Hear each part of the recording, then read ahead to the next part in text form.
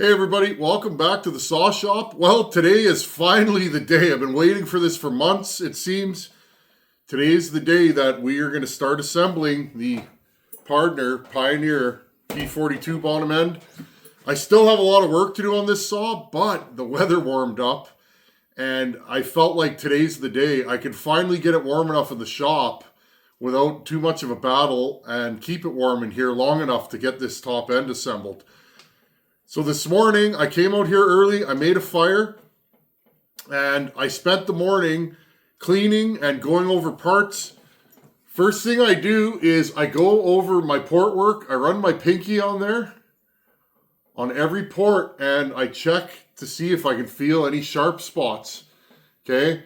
Doesn't matter what your port work looks like, okay, other than when you're showing off on the internet. I mean, it is nice if it's clean, and the ports look like they were done by a machine, but honestly, it doesn't matter as long as you finish them properly. You'll get better at porting as you do it more, but if you don't finish and chamfer your edges, and by chamfering, when you port, you end up with a sharp edge like this, and when you run your finger over there, it'll be sharp.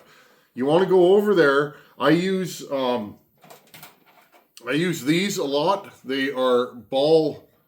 They're ball diamond burrs, and I go around and I break the edge, and I'll use my magnifying. I have a headset that has a magnifier in it. It's like a 4x magnifier, and that way I can get right down in there with a good light, and I'll just run over it until I break the edge. Then I go over it with some Scotch-Brite and or some 600 grit paper, and I'll just sit there and I'll go over every port, and then I run my pinky over it.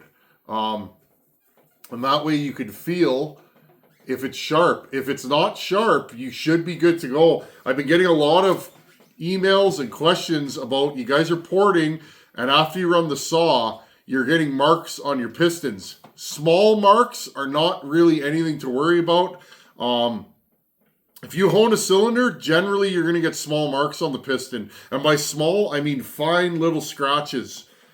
It happens sometimes it doesn't. There's not really a way to know which cylinders are going to do it. I've had OEM cylinders that I've lightly ported that have scuffed up a piston, and I've had aftermarket cylinders that I've literally thrown the kitchen sink at scuff up a piston. As long as it doesn't get worse. If it keeps getting worse, well, then you have a sharp spot somewhere and you need to find it. Or your bottom end was dirty, you got something going on in there, okay? That's why it's really important to go over the saw and clean everything. I've gone over this thing and I've blown air through the reed block. I've cleaned out the bottom end 3 or 4 times. I'll spray brake clean in there, swoosh it around, and then blow it out. Cylinder, I'll take a piece of paper towel and I wipe it. And when it comes out clean, I know my cylinder walls are clean. Same thing with the piston. I'll clean it off. Wrist pin gets cleaned. My circlips, my bolts, and my wrist pin bearing, okay? All that stuff gets cleaned so that I know when I put it together, I'm not going to have any issues. I can eliminate dirt. Okay, so that's what I spent this morning doing. Everything's been cleaned. I've prepped both my surface on my case and the surface on my cylinder. So we are ready to go. I'm going to bring you guys in and let's just run and gun and we will get this done. And I'll show you guys how I put my top ends on. This cylinder and piston, I don't know what it's going to do. This isn't the best cylinder that I own. I cleaned it up the best I could. Hopefully it behaves. Nice thing about this style of cylinder, all the ports are small. Okay, with that bridge in the exhaust port, the ring isn't going to go into there because the bridge holds the ring out. And a bridge is that divider in the middle. Okay, right there. Okay, so you don't really have to worry too much about your chamfers in here, but you don't want them sharp because you still could cut up your piston. So anyhow, I'll get you guys in. I'll get the lights set up. Let's just start gluing this thing together piece by piece, get the top end on. Okay, here's our piston. Couple of notes about this. Remember, I drilled all these holes. There we go. Turn the focus enhancer off. Okay, right here, see these little corners here?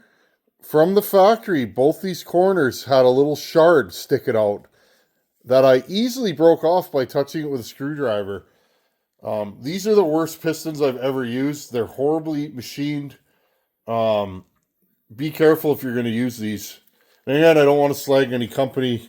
Go back in the beginning. I did a video or two about and discussed what brand these are. But be careful. Those little shards were not...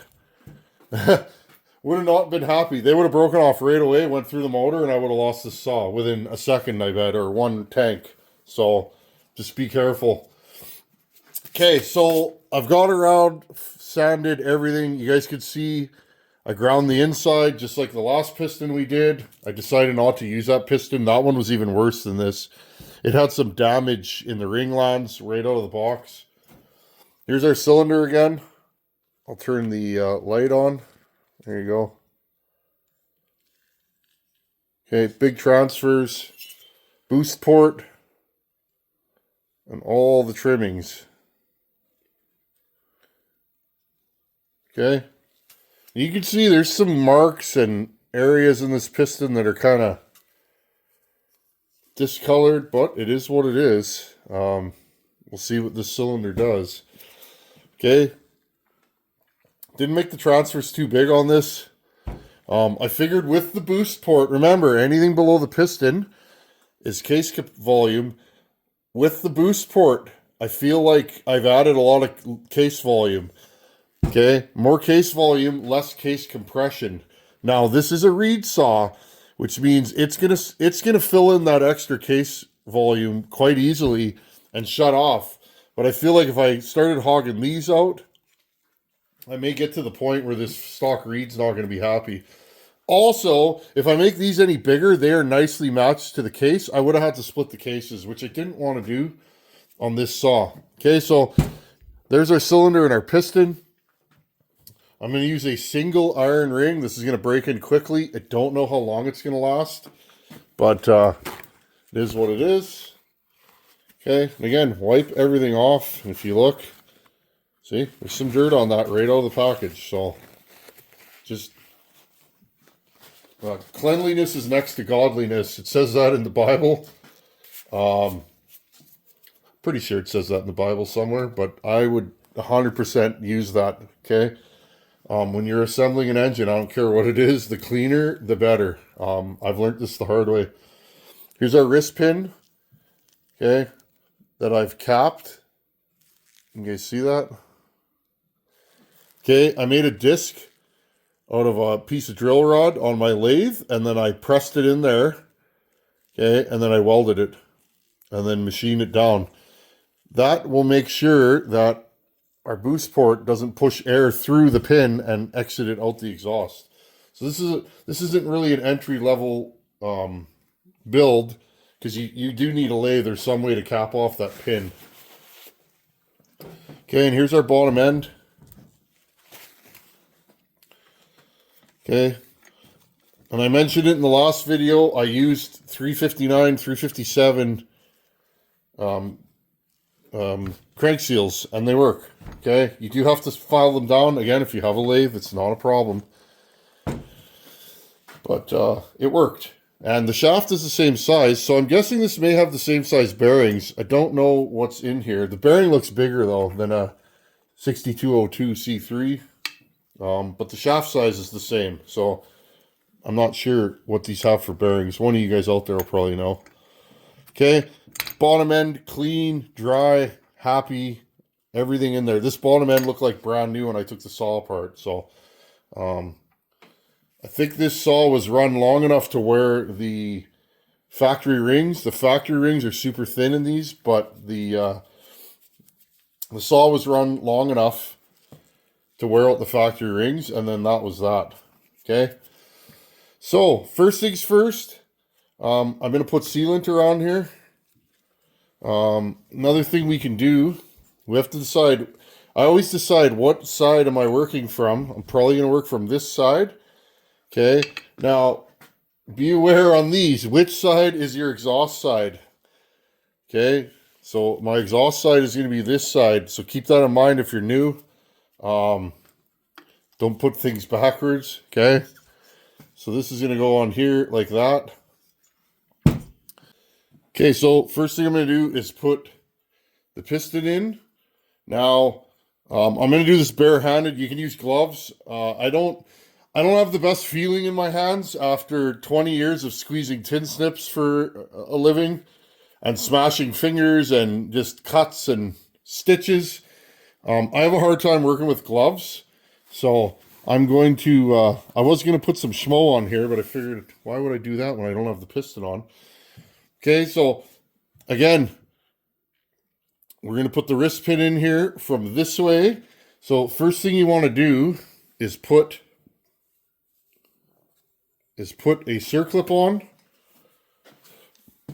Let's see if we can do this on video. I washed my, ooh, this is not going to be fun. These are OEM circlips that I saved from another saw. I will not use the ones that came with this unless these absolutely do not fit. Okay, and there you go. And now you cannot spin these. And look, these hook in. When trying to take the autofocus off, the video jumps around a lot. Somebody mentioned that, and it's like, yeah, that drives me crazy. That's part of the camera on this Samsung S23 Ultra does that. Okay, so there is our circlip. It clips into the bottom. Okay, and that's one thing. Let's see if we can focus on here. Make sure it's in the groove. There you go. Okay, normally I spin them. So again, that one's going to go on this side. Okay, wrist pin bearing. Little tiny wee bit of oil. 2-stroke oil. I don't like to start my saws dry. I don't over oil them. If you over oil them, what happens is when you first put the saw together, it's going to be real thumpy, and you're going to say, oh, look at the compression this saw has. And often you're just fooling yourself because the saw doesn't have a lot of compression. It has a lot of oil in the cylinder. I've seen guys do that on YouTube. Wow, does this thing have compression? And it's like, well, yeah, it's full of oil. Of course it does. I've had emails about that year after year too, about my saw had a lot of compression when I first pulled it over, but now it doesn't have a lot of compression. It's like, well, it's probably because you oiled the cylinder pretty good. People think they've lost compression. They haven't actually lost compression. They just have burnt the oil off. If you over oil things, what I find is, and I'm going to put these in with my fingers because the last ones seem to, these are the nicest circlips ever made. They're not super tight in there, but they fit really nice. Sorry, friends. I'm just looking to make sure. Yeah, it's in the groove, and the tails are stuck in there. So they should be. The tails go into that little groove, so they can't spin. So there's your circlips. That might be the easiest circlipping I've ever done on this channel. Now for a ring, I'm going single ring. Just one of my things that I enjoy doing. I like a single ring. The downfall to that is this saw is not going to last as long as it would if it had 2 rings. Especially these pistons come with iron rings. Iron rings break in fast. They're great for testing a saw. Not so good for longevity. The idea though behind a single ring is less friction, less heat. Saw will be a little zippier. It's got less weight on the piston. Yada, yada, yada. Does it matter? I think it does, but I mean, it's not... You do you, friends. I'm going to try this. The nice thing is with this, if I'm not happy with the compression of a single ring piston build on this saw, then I can just put the extra ring in. Okay, now I am going to glove up and put my assembly silicone on here, and then we'll put this thing together. Here's my Moto Seal. This is what I use, Permatex Moto Seal. This stuff's really never failed me. The only time I've ever had an issue is when it's too cold in here. So I've left this by the stove, the wood stove, all morning. and the tube is warm. Other thing, don't put too much of this on. Thinner is better. I found that over the years, less. It keeps it out of the motor that way. And it won't glob everywhere. I've noticed that over the years, that it less is more. This might even be a little too thick. Okay, and I'll just run my pinky or my finger around there to get any extra off. This is where you want to work fast, because this stuff dries pretty quickly. That is one downfall that a lot of people don't like about this stuff. It sets up really fast. Okay, then we'll go around.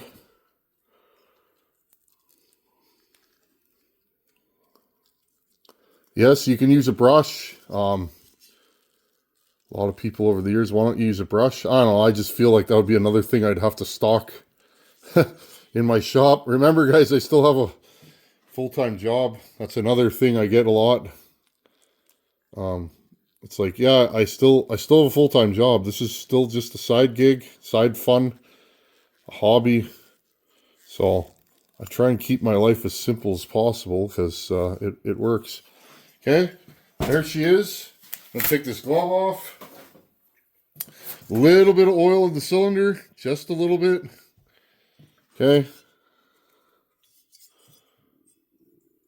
These are nice cylinders, the ones that protrude, where the bore protrudes into the case. They're way easier to set up. Okay, just a little bit of oil on this piston, not much, just a hair, a little bit on the ring. Okay, put the cap on my moto seal because it's oozing all over the counter.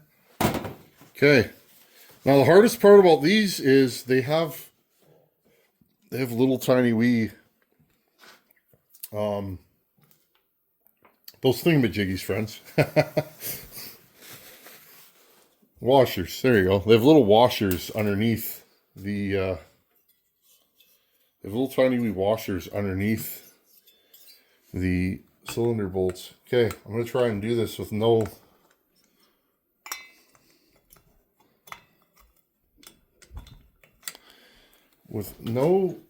ring compressor, because I usually don't use those things.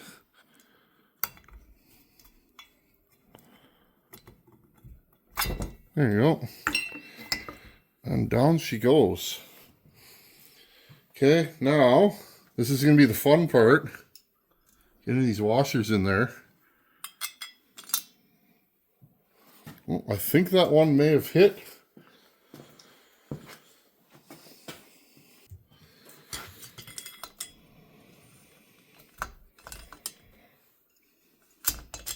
There we go, there's one. Just gonna finger tighten that. These washers can be extremely hard to get in there. It's the only hard part of working on these saws. These saws are some of the easiest saws to work on that I've worked on anyways. They're definitely simple. You don't need any fancy tools to work on them. Just gonna lay that in there. Drop that in and then shimmy this over. There you go. Get my tool on there. See, not horrible. You just take your time. Again, this one's easy to get in. I think I can do this from here. No, I cannot.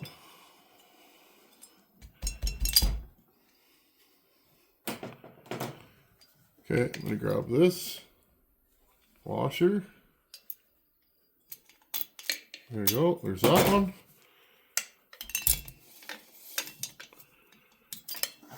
And one more. If you guys can still see me, I'm kneeling down here with my arm in between the tripod and you guys. Okay, there we go. Okay. Now usually before I cinch it down completely, I'll go like this. Just make sure that that cylinder is sitting where it wants to go, and then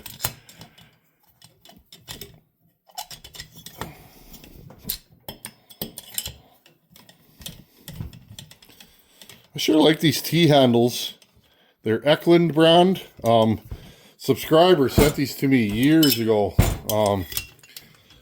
Back when life was different, I didn't have the budget to buy tools for chainsaws, that was for sure. And one of you guys was like, hey man, you need some better T-handles. I'm going to send you some in the mail. And I was like, thank you. And I've been using these ever since. They're starting to get a little bit worn down, but they're still good. Okay, cinch them down. I always do a cross pattern on these. That one bolt isn't grabbing very nice. There you go. Okay, I'm going to pause it here. Again, turn it over. Make sure it turns over. That's important. And there we go. And again, you see any holes in there? There's no hole behind there, but there is, right? So notice nice little bit of sealant is protruding all the way around the case. That's how I know I put just enough in. It'll just bulge out. Okay, there we go. That is the top end installed. Now I'll just let it dry, and I'm a happy camper. Okay guys, well there you go. Cylinder installed with no fancy tools. That's how I do it, in and out. Get it done as quickly as possible, and then let it dry. So next video we do, we'll start doing the odds and ends, AV mounts, fuel line, oil line, put the pump back together, drive sprocket, ignition, all that stuff, and then we'll build the carburetor and put the handle together. The only thing I'm still worried about is, not worried, but will this ignition work? Will a new ignition work, rather? I'm not sure what is going to come of it. I have brand new ignitions in the box. I'm going to throw one on here and hopefully they're still good. I have no way of knowing till I try. Thanks for watching. Take her easy. Later.